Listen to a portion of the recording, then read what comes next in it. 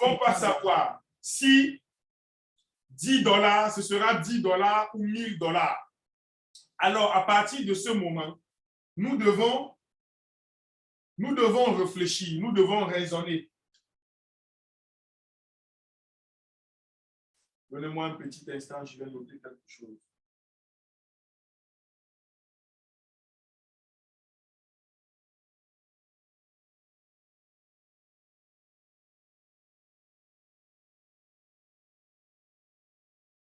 OK.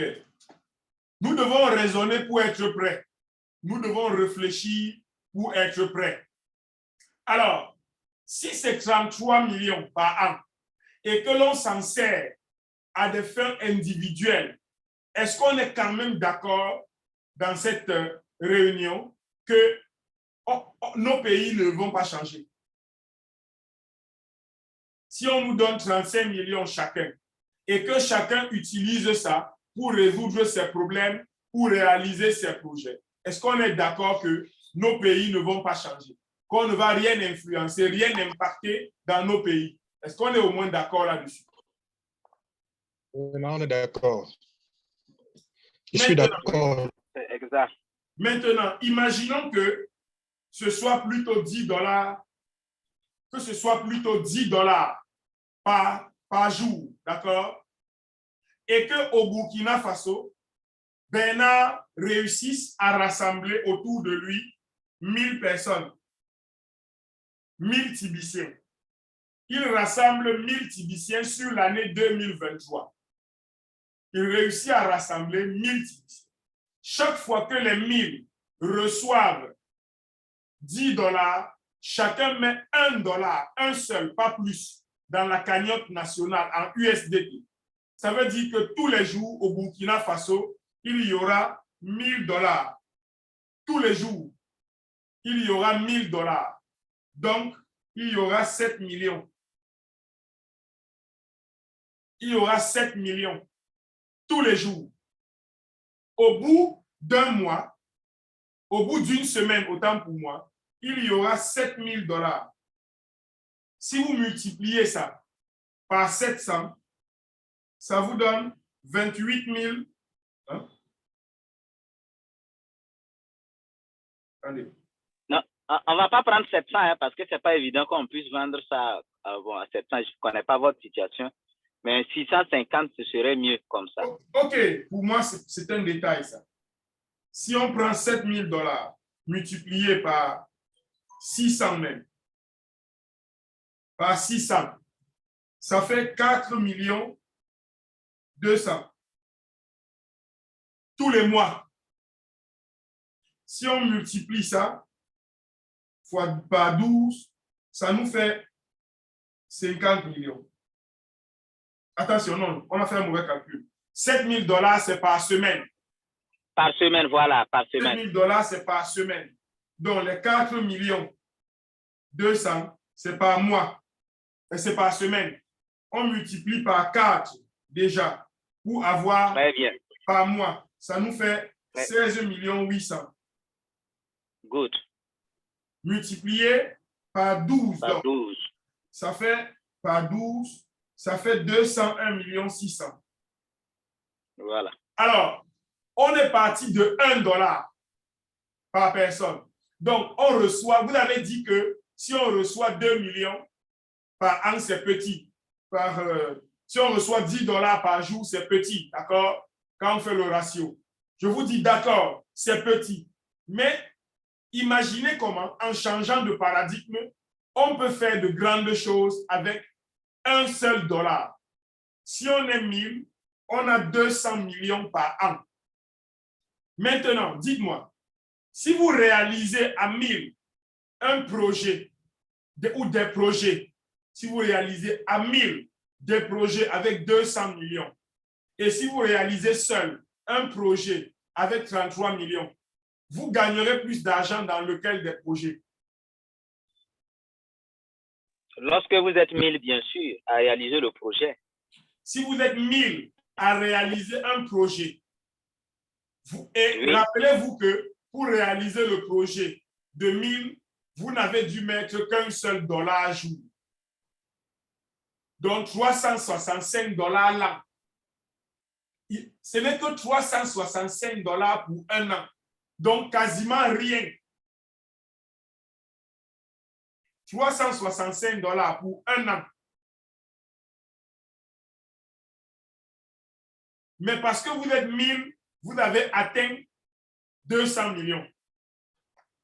Alors que dans l'autre projet, vous avez 33 millions et vous êtes obligé d'investir la totalité des 33 millions.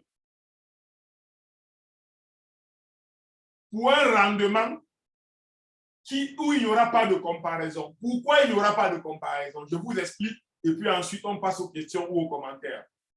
Lorsque vous êtes 1000 à investir, par exemple, dans une usine moyenne de production de savon dans votre pays, ça fait 1000 clients automatiquement. Et chacun de nous va avoir au moins 5 personnes dans sa famille. Je n'ai pas dit ses amis, je n'ai pas dit ses collègues ou ses collaborateurs. Je dis sa famille. On est au moins 5. Ça veut dire qu'il y a 6000 autres personnes qui s'ajoutent aux 1000. Ça fait 7000 clients automatiquement. Automatiquement. Cela veut dire que si chacune des 1000 personnes engagées prend 5 cartons de savon et met à la véranda de sa maison, le lendemain, on doit relancer la production parce qu'on aura épuisé le stock. Vous voyez à quelle vitesse on peut gagner de l'argent si on réussit à se mettre en commun. Bien, questions, commentaires?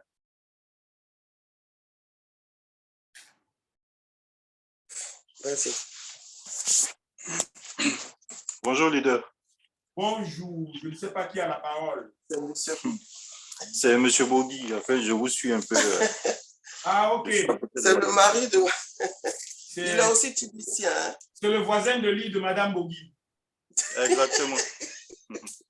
Je profite pour saluer toute la communauté qui nous suit. Alors, j'ai juste une petite préoccupation. Je suis sur vos calculs. Le point qui me gêne le plus, c'est la quantité, le nombre. Parce que c'est vrai qu'on peut avoir une grosse somme avec, quand on est nombreux, mais le problème, ce sera plutôt la gestion. Vous savez que même quand on est 10, c'est difficile de gérer des sommes en commun. Alors quand on est 1000... Non, mais je crois que pour la gestion... C'est le petit point qui me gêne un peu. Non, je comprends. Et ça mérite d'être posé comme question. Surtout lorsqu'on sait comment nous fonctionnons, nous, en tant qu'Africains, et que nous sommes faciles dans l'expression des émotions négatives. Oui, ça peut se comprendre très aisément. Mais croyez-moi, si on doit s'arrêter pour cela, eh bien, on est programmé pour être encore comme ça pendant de nombreux siècles. Je crois que cette génération doit prendre ses responsabilités. En tout cas, cette époque de notre continent doit prendre ses responsabilités et affronter ses défis. L'économie participative est celle qui va nous faire nous en sortir véritablement. Parce que les paradigmes de l'économie classique moderne, avec son individualisme et la tentation que l'on a à fabriquer des clivages, c'est-à-dire tu ne peux pas t'enrichir si les autres ne s'appauvrissent pas, eh bien, ça nous a mené là où on est. Donc, nous devons d'abord admettre d'un point de vue intellectuel et idéologique que c'est l'économie participative, c'est l'économie communautaire qui va nous permettre de reconstruire, en tout cas de rattraper le retard sans cesse croissant qu'il y a entre nous et les autres peuples. L'avantage, c'est que nous ne serons pas les premiers, d'autres l'ont fait, l'Amérique latine pour certains pays, le Brésil, le Venezuela actuellement et d'autres, et puis l'Asie majoritairement, Corée du Nord, Corée du Sud, Japon, Chine et consorts. Donc, oui, on peut le faire, ça a déjà été fait.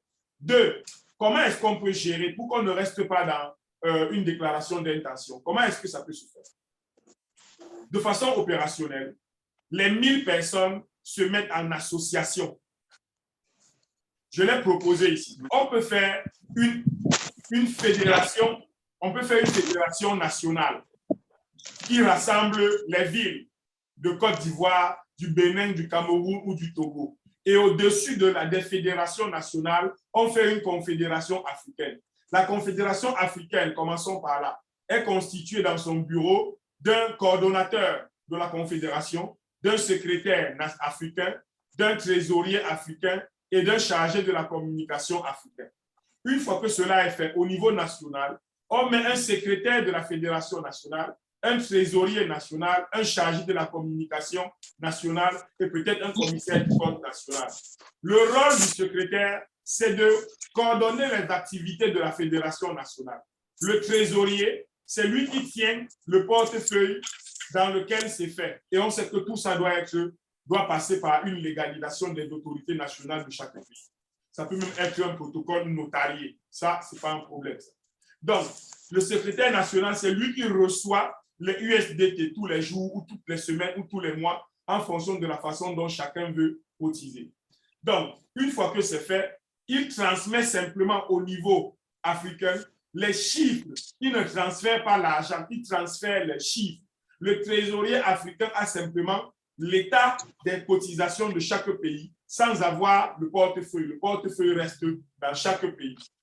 Maintenant, tous les 6 mois ou tous les ans, on organise une séance d'assemblée générale dans une grande salle où tout le monde se rencontre effectivement pour discuter. Mais en attendant, dans un groupe Telegram, 1000 personnes, c'est rien. On rentre tous dans un groupe Telegram.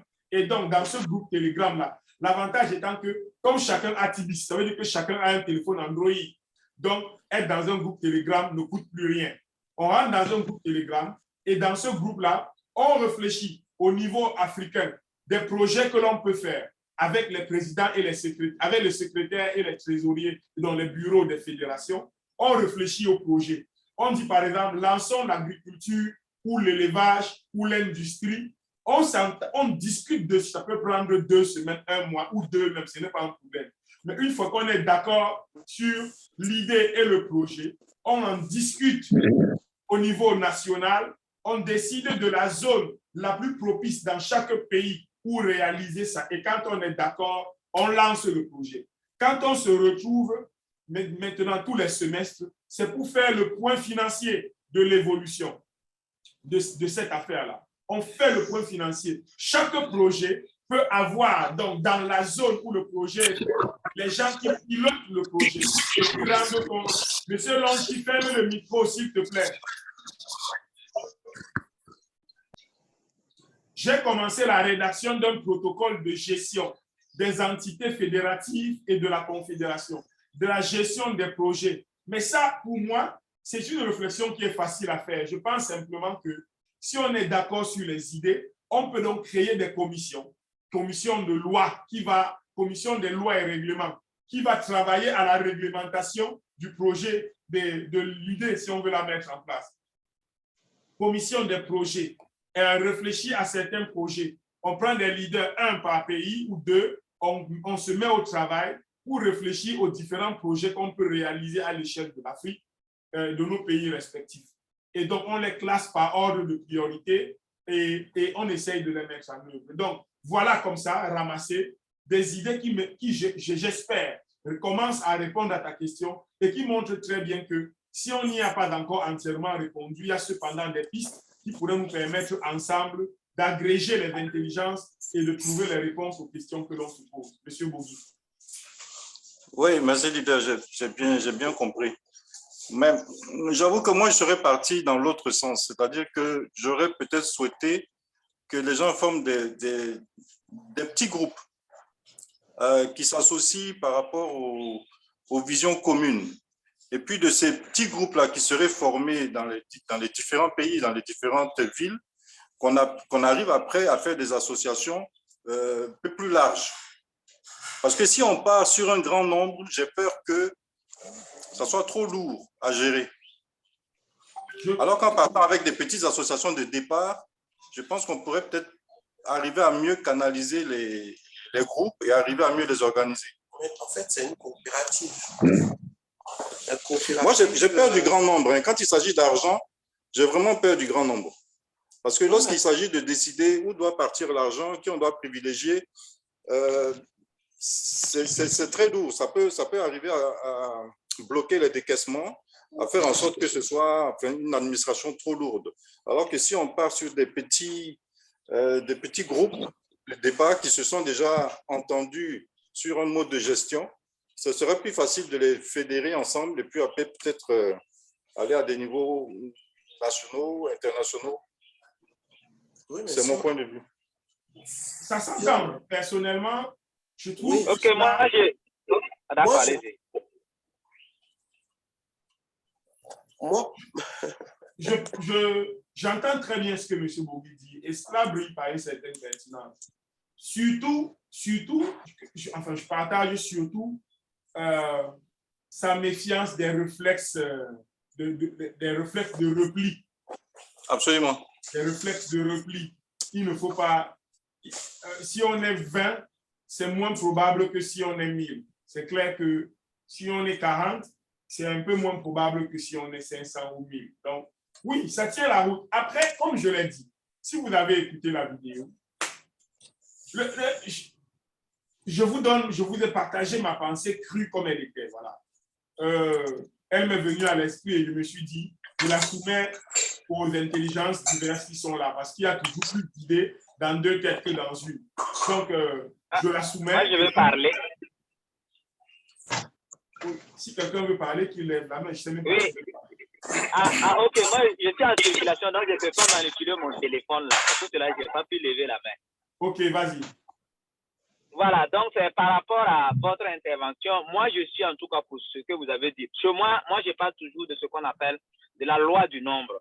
Et quand on prend ce que vous avez dit, 1000 personnes qui s'associent bien sûr pour créer une entreprise ou pour créer des entreprises à 1000% des chances de réussir que lorsque 100 personnes se réunissent.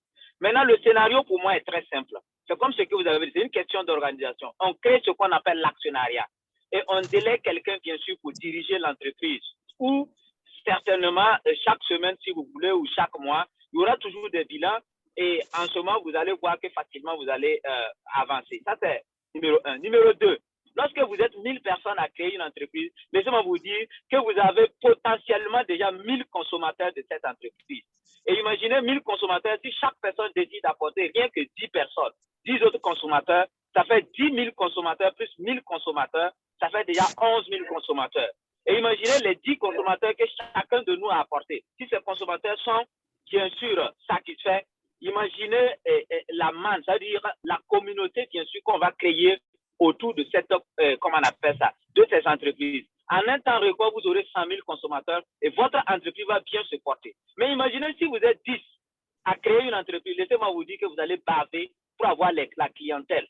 Et par exemple, ce que nous sommes en train de dire là, la gestion là, c'est des êtres humains qui ont mal expérimenté ça et ça n'a pas marché.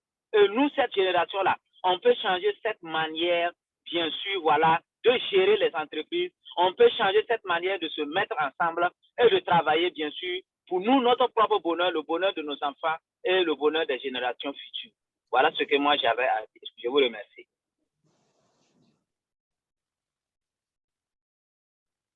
Merci, Bernard. Merci. Moi, je crois qu'on n'a même pas besoin de réfléchir contre.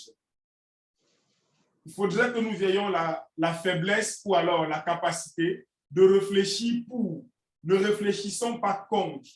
C'est-à-dire qu'aucune idée ne viendra s'opposer, ne devrait venir pour s'opposer à une autre idée. Je voudrais que psychomentalement, nous nous mettons dans la posture de réfléchir pour. Voilà pourquoi j'aime voir les visages quand les gens parlent. Parce que l'expression faciale renseigne beaucoup sur ce que quelqu'un dit.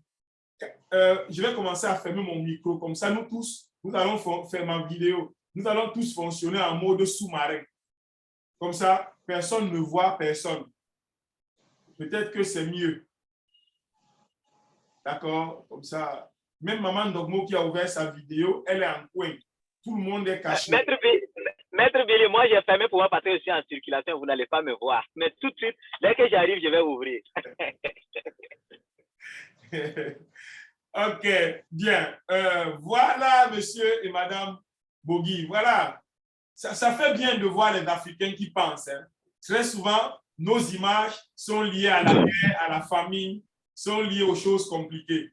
Donc, de temps en temps, quand les Africains se retrouvent comme ça pour faire un exercice d'intelligence, c'est bien qu'on se voit. C'est bien qu'on se voit et qu'on se rappelle que Black is beauty. Quand vous voyez madame Bogi, vous comprenez pourquoi monsieur Bogi est là. Black is beauty. D'accord, c'est bien. Bien.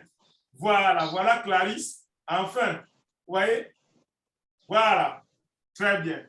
J'attends maintenant M. Lonchi, Kofi et les autres avec Edmond Hélé. Bon, je disais que on peut aboutir exactement à la même chose, à ce que propose Bernard, en procédant tel que M. Bourgui l'a évoqué. Ça veut dire que pour consolider, moi je suis parti de quoi? Je vais expliquer. Je suis parti de l'idée que nous avons en Afrique francophone le même type de problème. Et nous avons échoué tout le temps en raison de la recherche conjoncturelle des solutions à des problèmes systémiques. Si nous voulons résoudre les problèmes que nous avons, nous devons leur apporter une réponse systémique. Il se trouve que, heureusement, TBC a commencé à nous regrouper pour apporter d'un point de vue mondial un soupçon de réponse systémique à un problème systémique. Nous pouvons simplement baisser un peu. Pardon. Nous pouvons simplement réduire un peu. Au lieu de faire ça au niveau mondial, prendre ça au niveau péri-africain, donc Afrique francophone, ou au niveau des États, et continuer l'approche collective, continuer l'approche systémique que TBC a proposée grâce à Kalov. Maintenant, il se trouve que si on le fait, on court le risque, et c'est là où M. Bourgui a raison, on court le risque de perdre beaucoup de temps, d'énergie dans les discussions liées au clivage de village, au clivage de ceci, en tout cas aux clivages émotionnels qui caractérisent notre approche à nous, en Afrique francophone. Donc, il ne serait pas crétin d'atteindre le même objectif en partant de la pyramide inversée, c'est-à-dire en partant du bas. Donc, on prend village par village, groupe par groupe, les pays qui peuvent s'organiser directement en pays, qu'ils le fassent. Mais ceux qui ne le peuvent pas, qu'on fasse des associations de villes.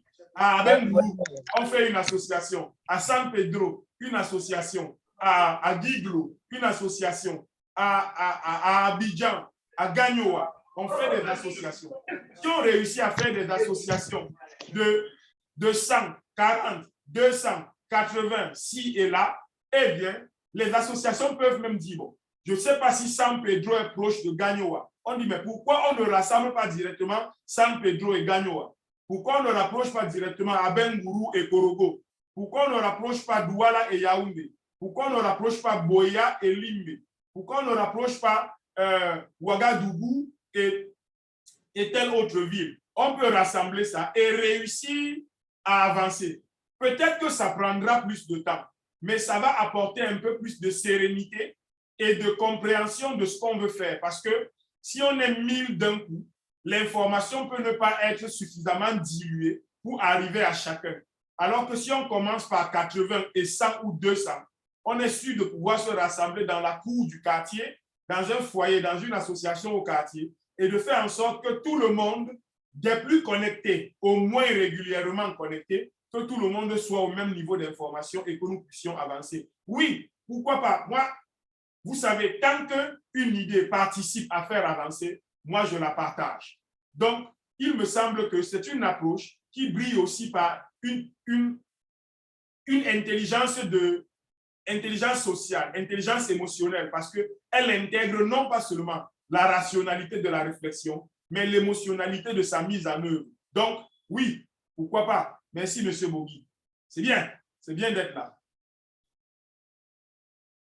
Merci, leader. Bon, en tout cas, c'était une de mes préoccupations et je pense vraiment à ça. Parce que pour moi, l'idée de TBC, dès le départ, tel que je l'ai compris, c'est d'être bien soi-même, mais de faire partager ce bien à toute la communauté, le plus de monde possible. Et je pense que c'est le principe, même c'est la vision du départ du patron, parce que on peut pas être heureux tout seul. Absolument. Donc, il faut d'abord bien sûr être à l'aise, mais aussi on ne sera à l'aise que lorsque l'environnement dans lequel on vit sera parfait, bon, parfait c'est trop dire, mais en tout cas sera bien. Et moi, c'est cette vision, c'est-à-dire que c'est de faire partager tout ce qu'on va recevoir autour de nous et de faire en sorte que qu'on puisse faire des actions, de grandes actions. Voilà.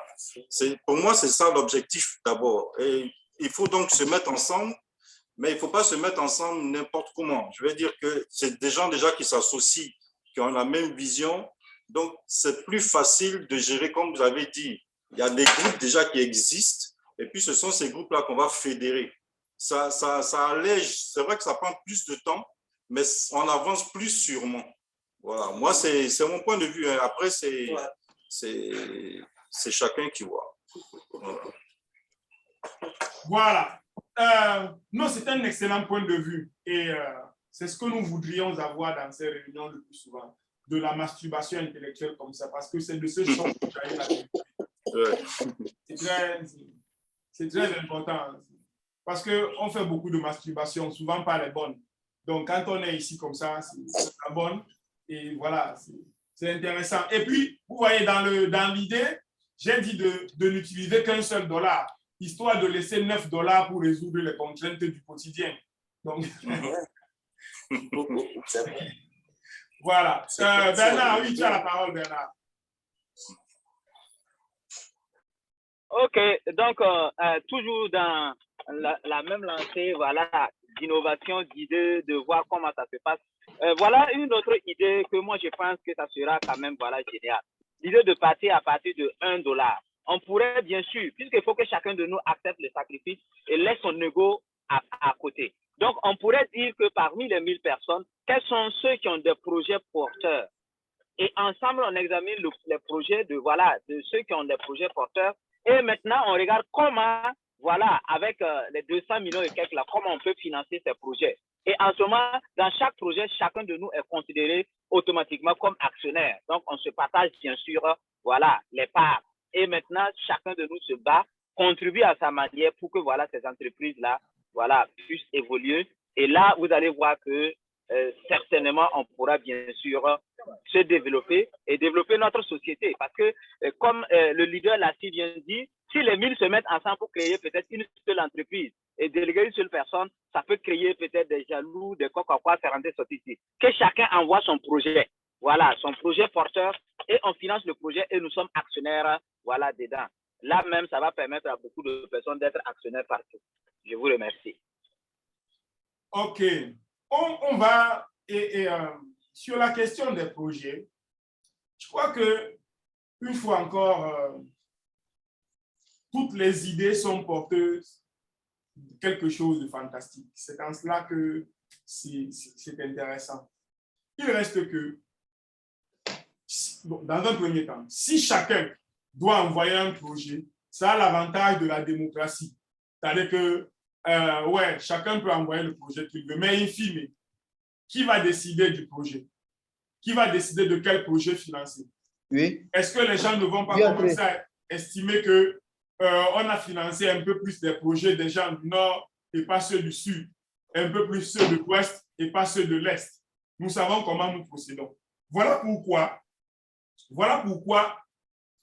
il ne serait pas crétin. Moi, quand j'ai suggéré l'idée de faire des projets transnationaux, j'essayais de résoudre un problème.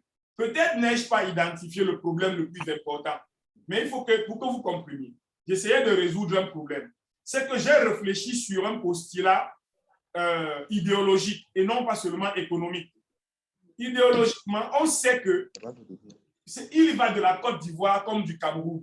Actuellement, au Cameroun, les plus grands milliardaires construisent les immeubles et les hôtels. Ils construisent des très grands immeubles, de très grands hôtels, qui ne peuvent pas influencer le développement de nos pays. Il faut qu'on soit d'accord là-dessus. Construisez un hôtel 8 étoiles, ça ne développe pas votre pays. Mais pourquoi? La question qu'il faut se poser, c'est pourquoi? Parce que ce ne sont pas des milliardaires libres. Ce sont des milliardaires qui prennent des milliards à Société Générale et dans d'autres banques. Et donc, on ne finance pas les projets qui peuvent influencer le développement véritable de nos pays. On finance des projets qui vont rapporter de l'argent à la banque et à l'investisseur sans pouvoir insuffler un quelconque mouvement de développement. Maintenant, imaginons que, je ne sais pas si vous tous ici, vous connaissez le million d'or. Vous connaissez le million d'or? Est-ce que vous connaissez le miondo? Non. Vous ne connaissez pas le bâton de manioc camerounais là, qu'on attache comme ça, le bâton de manioc? Ah oui. Attendez, je vais me faire un plaisir en 1 minute de vous montrer l'image du miondo. Il ne faut pas qu'on parle d'un truc important comme ça. C'est sacré ça dans l'alimentation camerounaise. Le miondo, mais ce n'est pas vrai.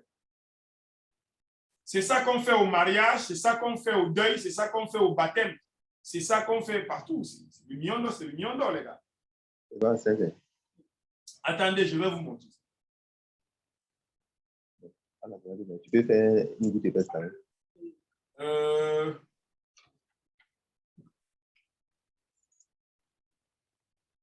Et l'écran.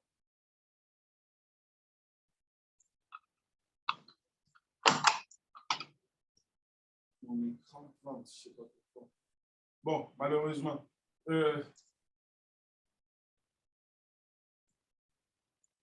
Mon écran plante.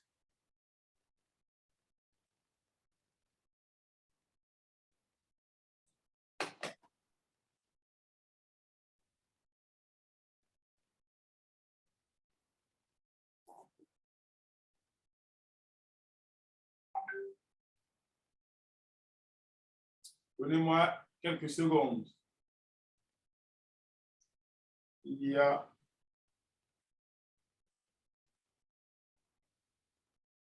Bien, bon. Le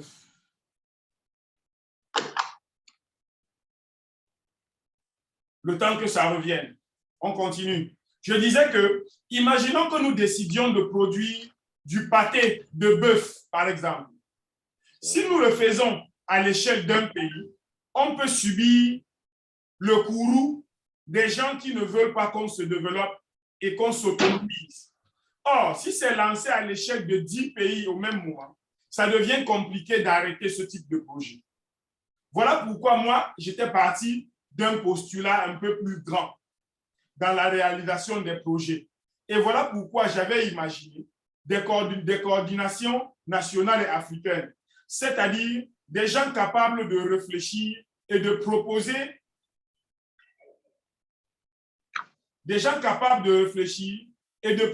quelque chose qui soit cohérent après concertation avec les bureaux des associations nationales, ou bien, maintenant qu'on en parle, régional, qu'on décide ensemble des projets que l'on veut mettre en œuvre et que les projets-là rejaillissent sur l'ensemble de la communauté.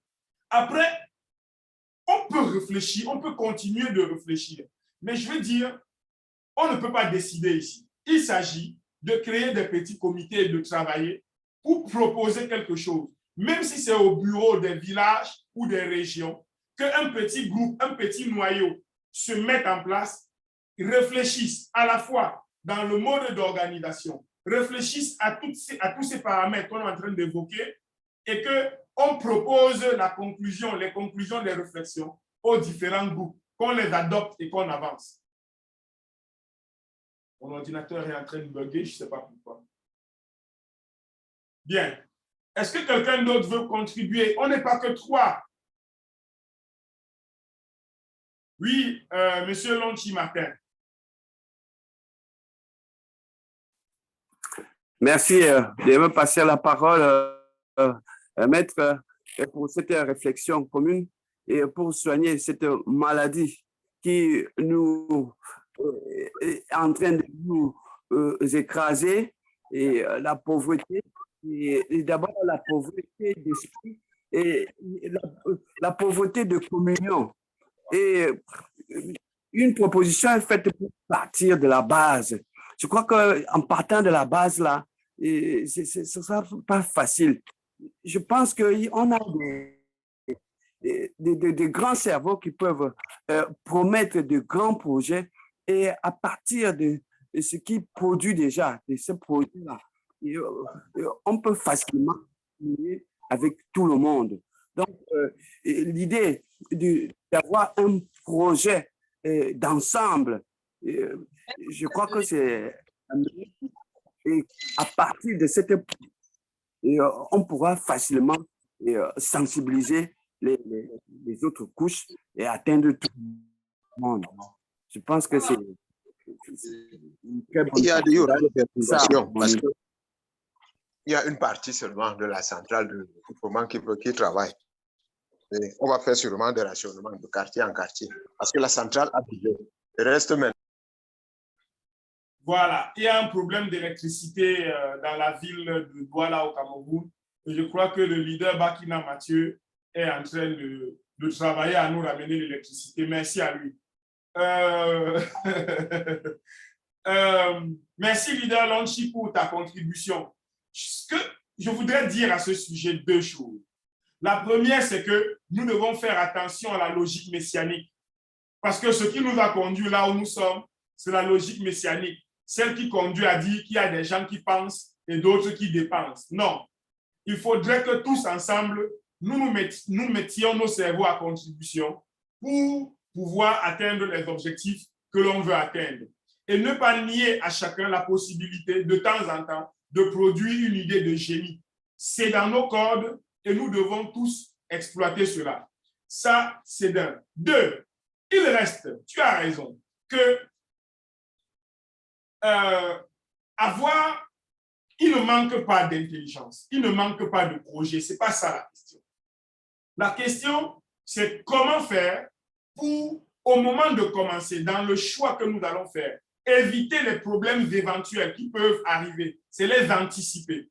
Anticiper les problèmes.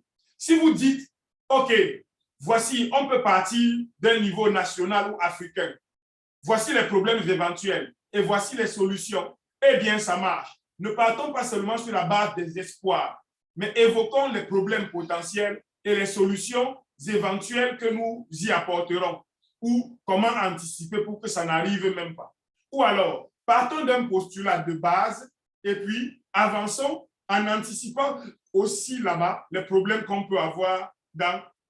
Parce que si les gens sont déjà mis en commun, ils peuvent se poser légitimement la question pourquoi on ne peut pas même encore faire plus grand alors qu'ici, à ce niveau, on est déjà un peu plus ainsi de suite. Donc, chaque situation va apporter ses avantages et ses contraintes. L'intelligence suppose de les questionner et surtout de les résorber. Oui, M. Bougui. Oui, alors, pour revenir un peu à ce souci de nombre-là, moi, je pense que ce qui serait intéressant et qui poserait le moins de problèmes, ce serait que quand vous avez proposé, par exemple, que sur $10, on mettait $1, il faudrait que ces $1-là soit un don. C'est-à-dire qu'on ne cherche pas forcément à récupérer de l'argent dessus. C'est-à-dire que ça pourrait aider à faire des projets de santé, des projets de construction d'écoles, de toutes choses, mais sur lesquels on ne tire aucun bénéfice. Déjà là, ça éviterait déjà beaucoup de conflits. C'est-à-dire qu'on pourrait trouver des personnes clés qui pourraient donc décider de la réalisation de certains projets, mais sans que ce soit à but lucratif pour ceux qui ont fait les dons. Moi, je pense que ça pourrait éviter déjà parce que lorsque on attend des intérêts d'un projet et qu'on choisit l'un par rapport à l'autre, ça pourrait frustrer et puis engendrer des problèmes entre les typiciens membres de ces associations-là. Alors que si c'est des projets à but non lucratif, mais qui pourraient aider les populations, ça pourrait vraiment construire des écoles, par exemple des scanners, mettre des centres de scanners un peu partout. Il y a des gens qui sont obligés de quitter loin de certaines régions pour venir se faire soigner. On peut construire des maternités, des trucs comme ça, de ce genre de projet-là, sans que ce soit à but lucratif, mais juste pour aider les populations. Je pense que ça pourrait, sur le nombre où il n'y a pas d'intérêt direct, je pense que ça sera plus facile de gérer ce genre de choses. Voilà, c'était ce que je voulais ajouter. Un jour, dans une réunion, il y a un grand frère qui m'a dit Dieu Sabino di Haït. C'est un patois local qu'on parle ici, qui est à mi-chemin entre le français et l'anglais. Sabino di Haït, ça veut dire que la connaissance ne se cache pas. Merci d'être là ce matin, M. Bougui. J'aime ça. Madame Bogui, je vais te donner un cadeau. Je vais t'indiquer une crypto-monnaie à faible valeur et à très fort potentiel dans laquelle tu peux mettre $20 et ça va rapporter de l'argent. Merci. À titre spécial. D'accord, merci beaucoup. Ceux qui veulent aussi ça, qu'ils viennent avec leurs voisins et leurs voisines de lit. Parce que ouais, quand on est deux, les idées sont bonnes. Donc, vous venez seul ici. Bien. Avant de passer la parole à Kessek Bertrand Yves, je voudrais renchérir à ce que dit M. Boubou. Il y a l'approche non lucrative. Et d'ailleurs, ça peut être une approche non lucrative par palier. Ça veut dire, on met l'hôpital, on met les écoles et on met des infrastructures sociales qui naturellement gèrent des revenus. Simplement, ces revenus sont dans un premier temps mis dans un compte séquestre qui lui permet de continuer de réaliser d'autres projets. Exactement. Continue de réaliser d'autres projets. On peut décider que ce n'est que sur la deuxième génération des projets même qu'on commence à se demander qu'est-ce que ça a produit. Qu'est-ce que ça a produit? Et même, on peut décider de mettre le compte USDT. Le compte USDT dans lequel on cotise, on peut décider de mettre ça sous séquestre judiciaire ou notarial. Donc, on met ça entre les mains d'un notaire et ce n'est que là-bas qu'on part retirer pour s'assurer, pour que les gens dorment tranquilles en ne se disant pas que celui entre les mains desquels on a mis ça s'en sert pour faire ci ou ça. Donc, je vous ai dit qu'il y a les solutions. Il suffit simplement que nous réfléchissions pour connaître ceux qui nous ont dominés un peu. Ils n'ont même pas la moitié du quart de notre capacité intellectuelle. Simplement, ils sont disciplinés et organisés pour mettre de côté les réflexes émotionnels personnels lorsqu'il faut réfléchir collectivement. C'est là où ils nous bouffent. Le jour où on réussit cet exercice-là, on est fort pour toujours. Il y a M. Kessek qui a levé la main là tout à l'heure. Il est parti. Il a été éjecté peut-être. Bien. Ah non, il est là. Il est là. M. Kessek Bernard, il est là. Tu as la parole, mais son audio a des soucis. Je ne sais pas s'il nous écoute. Son audio a des soucis. Il est quelle heure? On a débordé la fin de la réunion déjà de 7 minutes. Est-ce que quelqu'un d'autre veut prendre la parole pour faire un commentaire, poser une question?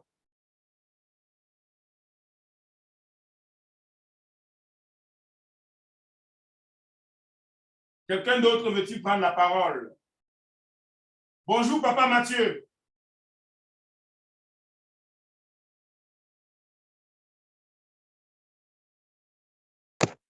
Bonjour. Comment tu vas, doyen? Par la puissance des ancêtres de très haut, je suis debout. Super, magnifique. Magnifique. Je suis content de t'avoir. J'ai pris la réunion en marche parce que je n'étais pas en place à la maison. Oui. Puis-je avoir un petit résumé rapide, succinct? Il faut avoir beaucoup de talent et d'expertise pour rentrer dans un train qui est déjà en marche. J'ai enregistré la réunion d'aujourd'hui. Donc, je la mettrai sur la chaîne YouTube et je distribuerai le lien dans les groupes. Excellent, merci. Je t'en prie, doyen. Bien. Il n'y a pas de bonne compagnie qui ne se quitte. On doit vaquer aux occupations de la journée. Je suis sûr que les réflexions et les contributions des uns et des autres aujourd'hui n'auront pas été inutiles. Merci d'avoir été chacun et tous présents. Vous savez, je le dis tout le temps et je le réitère parce que je n'ai pas encore trouvé meilleure formule. Le problème de l'Afrique, c'est la crise de l'absence. Les Africains sont très souvent absents là où ils doivent être présents et présents là où leur absence ne se remarque pas. Le fait de venir ici tout le temps participe à apporter une contribution modeste, certes, mais décisive à la face de la prochaine Afrique. Si nous voulons laisser aux enfants et à la postérité l'idée d'une génération qui n'aura rien fait, eh bien, continuons de penser seuls et penser à nous seuls. Mais si nous voulons leur laisser les outils pour améliorer le monde de demain, en tout cas, pour leur donner les outils et les moyens pour penser à demain, nous devons dès aujourd'hui tuer un peu de jeu et accoucher un peu de nous. Parce que ce n'est que comme ça que nous allons réussir à laisser à l'Afrique et à nos enfants des meilleurs pays, un meilleur continent et un meilleur monde. Rendez-vous à la prochaine séance de formation qui aura lieu à...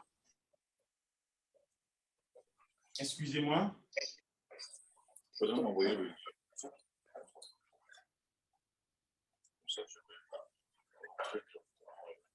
La prochaine séance de formation aura lieu à 23h.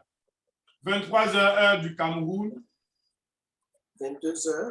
22h heure de Côte d'Ivoire et du Burkina Faso. 22h GMT. Donc, à partir de GMT, chacun, de Greenwich Mean Time, chacun peut se situer dans l'endroit du monde où il est. On laissera le soin à Maman Dogmo et à Maman Christine MP de conclure la réunion. Maman Dogmo, dis-nous au revoir. Ton micro est fermé. Oui, la réunion a été très enrichissante. Nous avons beaucoup appris. Mais bon, il faut simplement qu'on continue sur la séance. Bonjour tous les participants. Mon téléphone m'a laissé en route, mais ça ne fait rien. Je suis avec Maman Dormo, on suit la réunion. La réunion s'est très bien passée et vraiment, on a appris beaucoup de choses pendant la réunion. Je dis bonne journée à tout le monde. Merci beaucoup. Merci. OK, merci à vous. On vous attend le soir. On apprendra de vous aussi parce que nous sommes tous élèves et enseignants. Ciao, bonne journée. 9h18. Merci.